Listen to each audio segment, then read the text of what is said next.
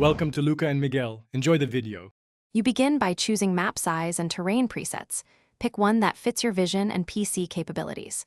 Once chosen, open the map editor tools, terrain, water, and props, and enable the grid so you keep alignment. If you have a height map, import it now. Otherwise, use brushes with controlled size and strength. Make sure to use 0. 5. Smoothing to avoid jagged slopes, because clean terrain makes later road and zoning placement much easier. Now shape the core landscape. Sculpt mountains, valleys, and plateaus using raise, lower, and flatten tools. Change brush size for detail work. Once terrain is stable, add water features, rivers and lakes, and tweak flow and depth so flooding behaves realistically. This affects later dam and bridge placement.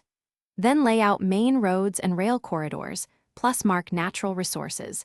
Establishing transport and resource anchors early guides zoning choices, prevents blockers, and finish by adding props, textures, and tree placements to sell the atmosphere, and then run a short simulation to test traffic flow and budget constraints. Once satisfied, export the map, create a thumbnail, and set recommended starting funds and policies so players know your intent. If something breaks, like missing assets or crashes, check for mod conflicts, reload prefabs, or revert to the last autosave. This quickly recovers a working state, so you can continue polishing. Thanks for watching and please subscribe. It's the best investment you'll ever make.